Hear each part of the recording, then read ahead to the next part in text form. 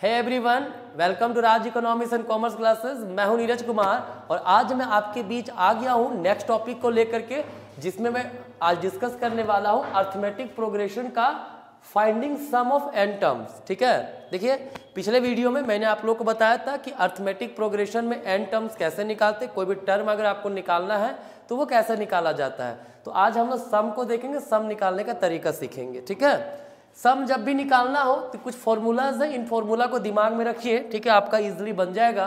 वो क्या है, कहता है सम ऑफ n टर्म निकालना हो तो total number of term divide by 2 into 2a plus n-1 into D. ये फॉर्मूला को आप अप्लाई करेंगे, आपका easily sum of n term निकल जाएगा। ठीक है, ये कैसे आया है, डेरिवेशन करने की अभी आवश्यकता नहीं है आप लोगों को, है ना। क्या है, इसे हम लोग ब्रेक करके ऐसा लिख सकते हैं ना, n/2 2a है ना, तो a प्लस a लिख सकते हैं प्लस n-1 इंटू डी। इसका मतलब क्या हुआ, ये देखिए तो AP का जो हमारा लास्ट टर्म होता था, मतलब Tn टर्म, उसी का फॉर्मूला है ना ये, तो हम लोग लिख सकते हैं a प्लस Tn। क्लियर, ये हो जाएगा हमारा सम ऑफ n टर्म का फॉर्मूला। ये दोनों फॉर्मूला को याद रखिएगा, इसे और इसे। क्लियर है, आगे देखिए, अगर सम दिया हुआ है, n टर्म का सम दिया है, उसके प्रीवियस टर्म का सम दिया है, और दोनों का अगर डिफरेंस निकाल दें, ठीक है, तो क्या होगा, Tn टर्म हमारा निकल जाएगा। क्या निकल जाएगा, Tn टर्म निकल जाएगा, लास्ट टर्म मतलब AP का निकल जाएगा। क्लियर है, चलिए तो देखते हैं, कुछ क्वेश्चंस हम लोग बना के देखते हैं। आई होप आप लोग का प्रॉब्लम दूर हो जाएगा। ठीक है, देखिए कहता है find the sum of the series, इतना ये सीरीज दिया हुआ है अप टू 16 टर्म। ठीक है, मतलब सम ऑफ 16 निकालना है। पहला टर्म यहाँ पे क्या है, 1/7, इसको लिख सकते हैं 8/7। क्लियर है। सेकंड, तो अभी हमें डिफरेंस निकालना है। डिफरेंस क्या होता है, T2 माइनस T1 बराबर T3 माइनस T2 होना चाहिए, तभी वो AP होगा। क्लियर, अब वो क्या है, T2 यहाँ पर कितना है, 1 है, 1 माइनस 8/7, राइट, क्या हो जाएगा -1/7।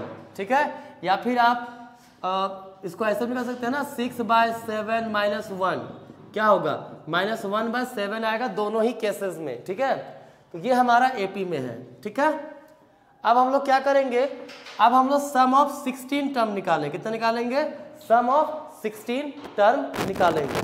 ठीक है, सम ऑफ 16 का फॉर्मूला क्या होता है, n के जगह 16 होगा, 16/2 फॉर्मूला है ना, n/2 into 2a plus n-1 into D. Clear, n का 16/2, 2a, 2 इंटू a, पहला टर्म कितना है, 8/7 है, प्लस n-1 इंटू डी, तो n-1 कितना, n कितना है हमारे पास, टोटल 16 टर्म का निकालना है ना, तो 16-1 इंटू डिफरेंस कितना है, -1/7।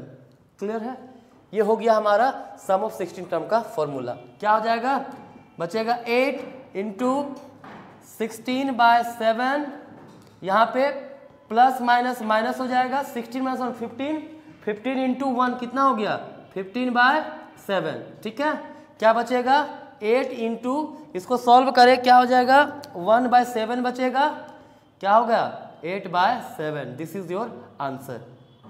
क्लियर, सो अगर हमें कोई भी टर्म तक का सम निकालने बोले AP में, तो इस प्रकार से ये प्रोसेस लेकर के हम लोग इजीली बना सकते हैं। ठीक है, चलिए और भी कुछ हम लोग एग्जांपल देखते हैं।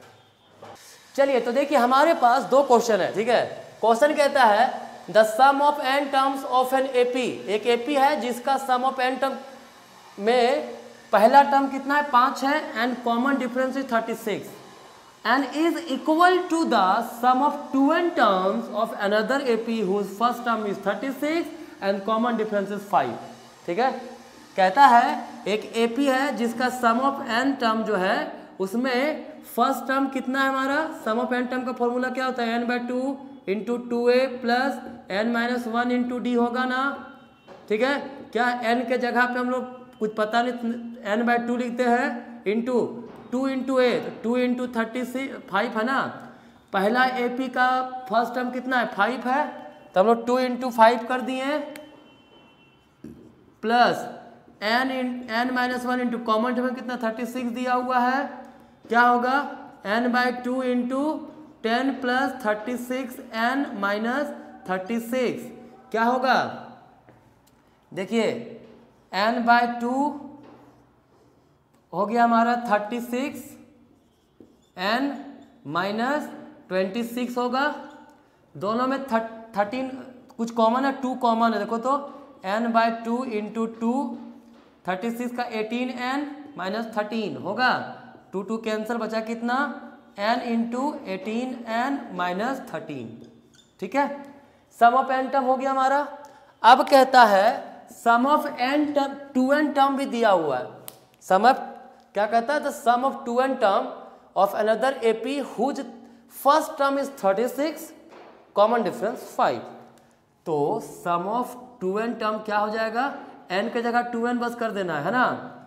a कितना 2 इंटू ए है ना, a कितना है, फर्स्ट टर्म क्या है 36 है, कितना है 36, प्लस n के जगह पे 2n होगा, 2n माइनस 1 इंटू डी कितना है 5 है, यहाँ पे कॉमन है 5 है ना, क्या हो जाएगा 2 cancel, n into 72 plus 10n minus 5, क्या बचेगा n into 67 plus 10n। Clear है, ये हो गया सम ऑफ 2n टर्म।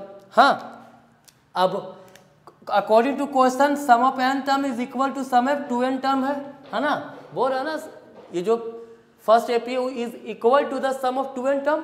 ठीक है, क्या होगा सम ऑफ n टर्म हमारा कितना है, n इंटू 18n माइनस 13 बराबर n इंटू 67 प्लस 10n। ठीक है, n कैंसल, बचा कितना 18n 10n इधर ले आया तो 10n माइनस हो जाएगा, 67 प्लस 13 को उधर ले गए, क्या होगा 8n बराबर 80। तो n बराबर कितना आ जाएगा, n बराबर आ जाएगा 8। This is your final answer. तो यहाँ पे नंबर टर्म्स कितने हुए, 8 हुए। आप चाहे तो इसमें स्क्रीनशॉट आप लोग ले सकते हो, है ना। अगर स्क्रीनशॉट ले लिए हैं तो मैं आगे इसको इरेज करता हूँ। ठीक है, सेकंड क्वेश्चन हम लोग बना के देखते हैं। काफ़ी इजी है, अगर आप लोग प्रैक्टिस करोगे, है ना, बनाते रहोगे क्वेश्चन जो भी करवाते हैं तो कोई समस्या आप लोग को नहीं होगा, है ना। देखिए कहता है find the sum of odd numbers between 5 to 100। 5 से 100 के बीच में ऑड नंबर क्या क्या है। ठीक है, तो सिंपल सी बात है, ऑड नंबर मतलब 5, 7, 9 ... 100 से नीचे क्या 99 होगा। 5 से 100 के बीच में यही हमारा ऑड नंबर है। ठीक है, तो जब हमारे पास फर्स्ट टर्म है, लास्ट टर्म दिया हुआ है, ठीक है, तो पहले नंबर टर्म निकालना पड़ेगा।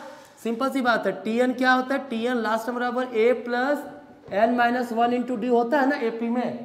तो Tn की जगह 99 लिख सकते हैं, बराबर a 5 है ना, plus n minus 1 into common difference कितना 2 का है ना, क्या होगा 99 इक्वल्स 5 प्लस 2n माइनस 2, क्या बचेगा 99 इक्वल्स 3 प्लस 2n, 3 माइनस हो जाए कितना बचेगा 96 इक्वल 2n।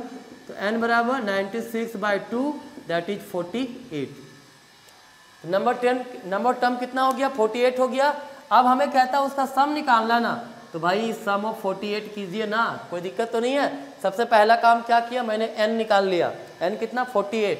सम ऑफ 48 क्या होगा 48/2 इंटू फर्स्ट टर्म कितना है 5 प्लस n माइनस 1, n कितना है 48 माइनस 1 इंटू कॉमन डिफरेंस कितना 2, राइट, क्या होगा 24 इंटू 2n है यहाँ 2 इंटू 5 दिया हुआ है ना, तो वो हो गया आपका 10 प्लस 47 इंटू 2, 47 इंटू 2 क्या हो जाएगा 94, क्या हो जाएगा 94।